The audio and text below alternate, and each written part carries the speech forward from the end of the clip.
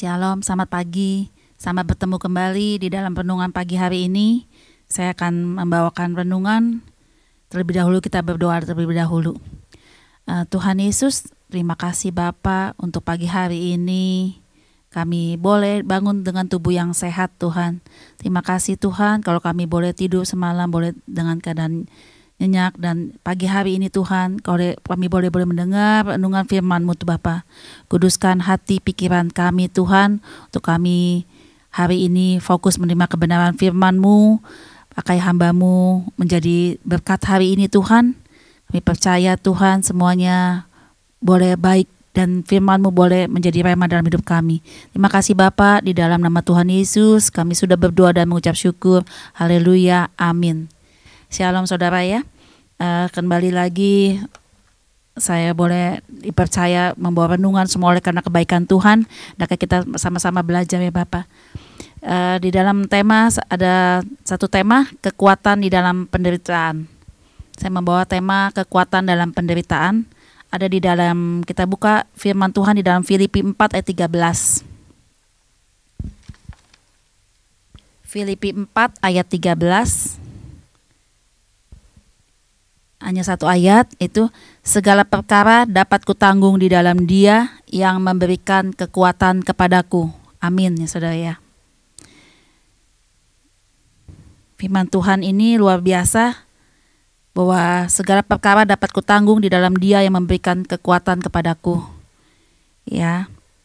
Jadi tidak semua orang tuh memiliki kekuatan ya. Semua orang tidak memiliki kekuatan di dalam penderitaan tuh sama ya saudara ya. Jadi ada orang yang bisa melewati penderitaannya dan dia berhasil. Ada juga orang yang dalam menghadapi penderitaan itu dia malah terpuruk, malah kekecewaan yang dia alami. Jadi tidak semua orang di dalam menghadapi penderitaan itu dia bisa berhasil lolos. Ada yang berhasil melewati dan ada juga yang gagal, bahkan dia kecewa dan bakal semakin terpuruk dengan masalahnya. Ya saudara ya. Jadi begitu banyak orang yang karena masalah penderitaan itu dia bahkan kadang-kadang putus asa ya saudara ya. Sudah tidak mau melanjutkan hidup lagi karena merasa penderitaannya terlalu berat. Di sini kita perlu solusi bagaimana cara kita memperoleh kekuatan itu sehingga kita mampu bahkan kita lolos di dalam melewati penderitaan-penderitaan. Maksudnya masalah-masalah dalam hidup kita. Tidak ada manusia yang hidup di dunia ini yang tidak mempunyai masalah. Tidak ada manusia yang ada di muka bumi ini yang tidak punya masalah dan penderitaan. Pasti semua mengalaminya saudara ya. Kita lihat juga ada di dalam ayat Yesaya 40 ayat 31. Katakan, tetapi orang-orang yang menanti-nantikan Tuhan mendapat kekuatan baru. Mereka seumpama raja wali yang naik terbang dengan kekuatan sayapnya.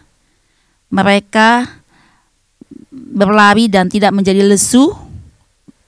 Mereka berjalan dan tidak menjadi lelah. Ya, ini luar biasa kalau firman Tuhan ini, bagaimana kita anak-anak Tuhan dikasihkan kekuatan nih saudara ya. Mungkin masalah itu tidak bisa berlalu, harus kita hadapi, tetapi Tuhan berjanji memberikan kekuatan baru. Sehingga kekuatan itu yang Tuhan berikan kita sebagai anak Tuhan yang memampukan kita melewati penderitaan dan masalah hidup kita ya. Di sini kita ada belajar dengan satu tokoh yang mampu dan sudah bisa menyelesaikan masalah ini semua, itu Tuhan Yesus Kristus sendiri ya.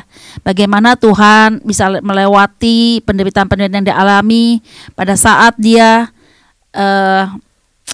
menjadi manusia, pada saat dia juga disalib, itu kita lihat bahwa Tuhan sudah mampu dan melewati itu semua ya.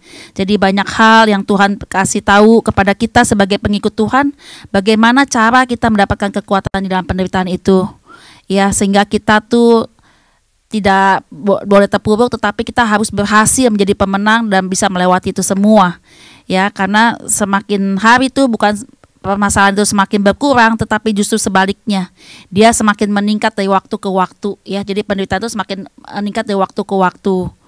Jadi kalau orang yang demikian, maka dia selalu membutuhkan cara untuk mendapatkan kekuatan dari penderitaannya. Lalu bagaimana caranya?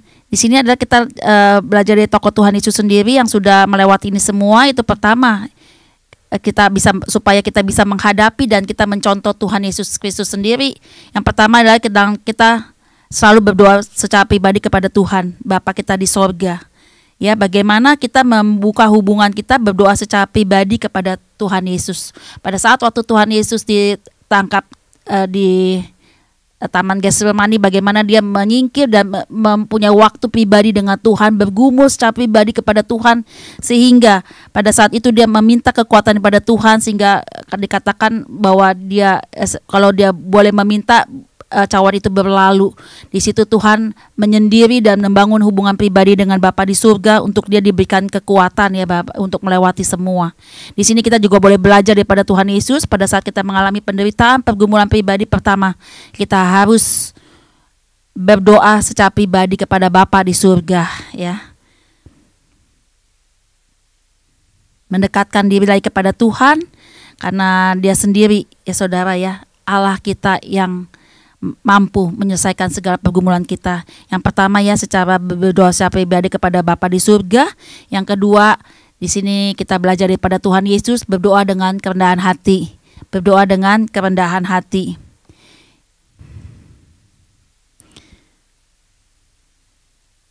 Jadi pada saat kita berdoa dengan kerendahan hati ya, yang harus kita lakukan adalah penyerahan total. Penyerahan total. Tuhan, aku tidak sanggup, aku tidak mampu tanpa Engkau. Biarlah melalui Roh Kudus-Mu yang memampukan kami.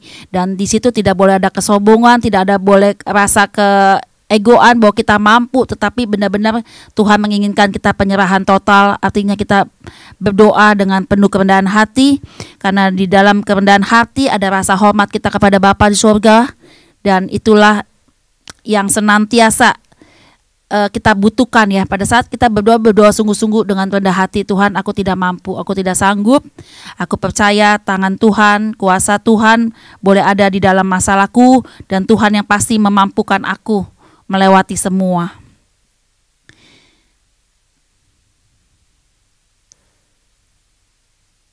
Karena di dalam penyerahan diri, di dalam kita berserah kepada Tuhan, penuh kerendahan hati, disitulah akan mendapatkan kekuatan dari surga, sehingga akhirnya kita bisa melewati derita, masalah, penderitaan kita boleh bisa melewatinya. Itu yang kedua ya saudara. Yang ketiga, kita belajar di sini walaupun berat ya saudara, walaupun Tuhan Yesus melihat masalahnya pada saat waktu dia mau disalibkan, dia tahu dia harus lewati itu semua. Padahal dia melihat penderitaan yang akan dia hadapi begitu besar, penderitaan yang dia akan lewati begitu luar biasa, tapi dia harus lakukan ya, karena dia melakukan kehendak Bapa di surga. Jadi dia Allah yang maha tahu, Allah yang maha kuasa, sebenarnya dia bisa tidak melakukan, tetapi dia mau melakukan kehendak Bapa. Kalau kita lihat penderitaan Tuhan Yesus pada saat dia mau disalib, itu sangat-sangat berat ya. Tidak ada orang yang bisa, tidak ada orang yang sanggup, tetapi kita melihat dia tetap melewati penderitaan itu dengan memandang Allah sebagai Bapa. Ya, jadi kita boleh mengikuti teladan Tuhan Yesus ini, di mana di dalam kita menghadapi pergumulan, kita tetap memandang Tuhan itu sebagai Bapa kita. Karena kalau kita memandang sebagai Bapa kita, itu ada satu kedekatan batin ya yang luar biasa.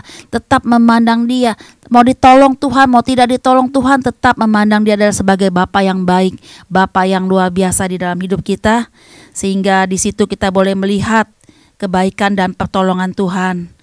Ya, kita boleh melihat seberat apapun, tetap katakan dia adalah Bapa yang baik. Itu satu hal yang mungkin kadang-kadang kita manusia melihat kok begini, kita bilang Bapa itu Tuhan adalah Tuhan yang baik. Tetap ya, seberat apapun, sependeritaan apapun, kita tetap katakan dia adalah Bapa yang baik. Dia yang mampu menyelesaikan semua, dan kita percaya bahwa Tuhan juga di dalam menghadapi penderitaannya, dia katakan dia adalah Bapa yang baik ya. Itu teladan Tuhan Yesus yang Tuhan berikan kepada kita. Dan yang keempat, kita belajar bahwa kita belajar melihat permohonan yang kita ajukan itu kepada Tuhan ya.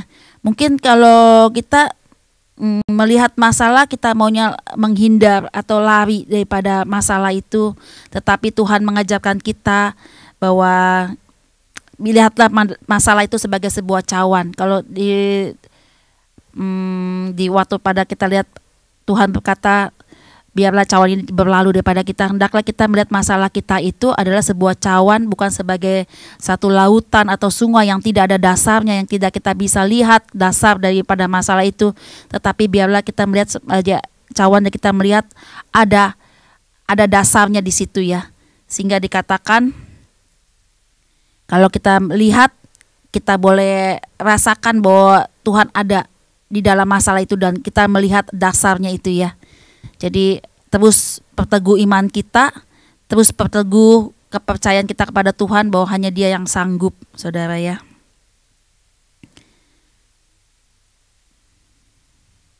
Jadi kita perhatikan doa-doa kita, sekiranya mungkin apa yang kita minta kepada Tuhan itu pasti Tuhan dengar ya. Jadi kita percaya bahwa Dia menyertai saat kita mengalami kesusahan, kita harus mengambil tindakan iman doa. Kita berdoa dengan iman, tindakan berdoa dengan iman. Yang Tuhan inginkan berdoa dengan iman. Dan yang kelima, yang terakhir adalah kita harus tetap melakukan kehendak Allah Bapa. Kadang-kadang di dalam masalah kita nggak bisa melakukan kehendak Allah Bapa ya, kehendak Tuhan. Yang kita mau tuh kehendak kita sendiri. Kita mau segera ditolong Tuhan, kita mau segera dibantu Tuhan, kita mau doa kita dijawab Tuhan, kita mau ini, kita mau serba mau cepat ditolong Tuhan. Tetapi kita tidak mau melakukan kehendak Bapa. Iya. Jadi hendaknya kita terus di dalam pergumulan kita melakukan kehendak Bapa. Ya. Katakan tetapi janganlah seperti yang ku kehendaki, melainkan seperti yang engkau kehendaki. Ya, itu doa Tuhan Yesus sendiri, katakan biarlah kehendak Bapa yang Dia lakukan. Dan kita juga boleh belajar bahwa bukan kehendak diri kita manusia, bukan kehendak iblis, bukan kehendak itu, tetapi di dalam masalah kita terus tetap melakukan kehendak Bapa di surga. Itulah saudara-saudara cara kita mendapatkan kekuatan di dalam Tuhan, di dalam penderitaan yang harus kita hadapi. Yang pertama ya saudara, kita harus berdoa secara pribadi kepada Tuhan. Yang kedua, kita harus berdoa dengan penuh kerendahan hati. Ya, yang ketiga, kita harus tetap memandang Bapa itu ada Tuhan itu adalah sebagai Bapa yang mampu menyelesaikan masalah seberat apapun penderitaan kita. Yang keempat, kita perhatikan doa permohonan yang kita ajukan. Ya, yang kelima, kita harus tetap melakukan kehendak Allah. Demikian ya renungan pagi hari ini boleh menjadi kekuatan buat kita, menjadi rema dalam hidup kita. Dan semuanya boleh kita lakukan di dalam Tuhan Yesus. Terima kasih. Sampai jumpa kembali. Kita berdoa. Tuhan Yesus, terima kasih untuk berkat firman-Mu boleh menjadi dari kekuatan buat kami. Biar kami hari ini Tuhan, kalau kami mau melakukan aktivitas kami dari pagi hingga sore nanti, kami minta penyertaan-Mu, pimpinan-Mu Tuhan dari pagi hingga sore nanti. Terima kasih Tuhan Yesus, kami siap melakukan aktivitas pagi hari ini bersama dengan Engkau. Di dalam nama Tuhan Yesus kami berdoa dan mengucap syukur. Haleluya, amin. Shalom, selamat beraktivitas.